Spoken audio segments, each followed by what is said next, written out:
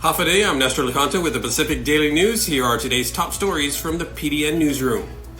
Archbishop-elect Ryan Jimenez is no stranger to Guam, its challenges and triumphs, so when he officially steps in as the leader of the island's Catholic Church on August 15th, he said he would continue the process of healing and reconciliation and the equally important work of evangelization.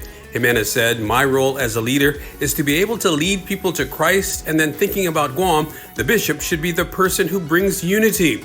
Jimenez, currently the bishop of the Diocese of Chalan-Kanoa on Saipan, spoke at a news briefing on Guam Tuesday. That's the day after his first return to the island since Pope Francis made public his appointment as Archbishop of the Archdiocese of Agutya. The first few months in the position would be spent listening, learning, praying, and trusting in the slow work of God, Jimenez said.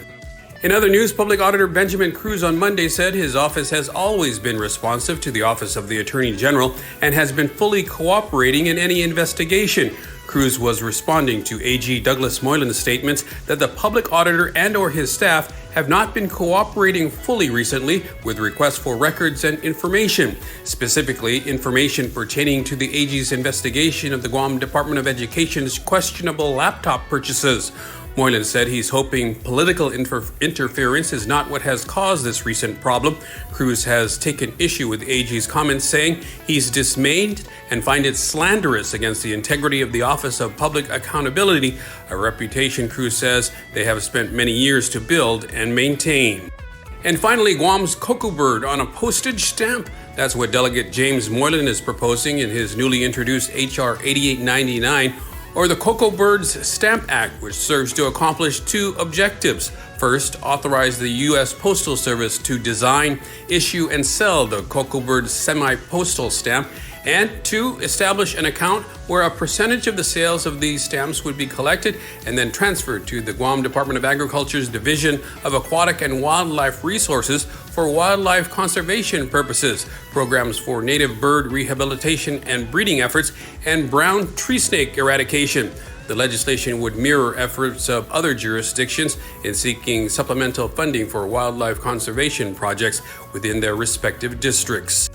3 people are in custody following the death of Joshua Taidagui, whose body was found in the middle of the road on Chalan Mata in Talo'fo'fo on July 6.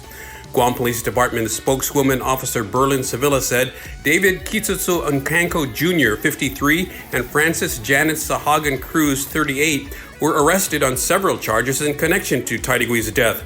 Nkanko is accused of aggravated murder, while Cruz is accused of conspiracy to commit aggravated murder, among various other charges.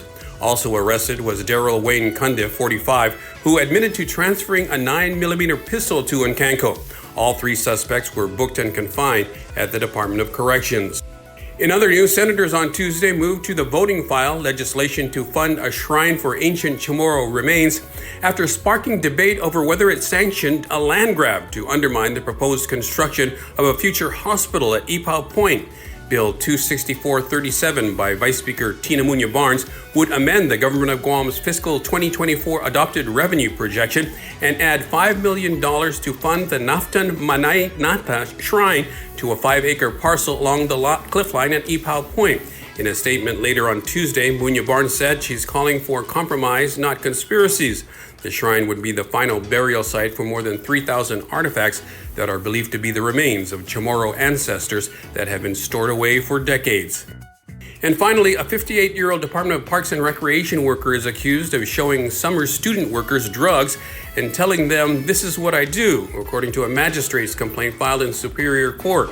Paul Chargaloff Ignacio was charged Tuesday with possession of a Schedule II controlled substance as a third-degree felony.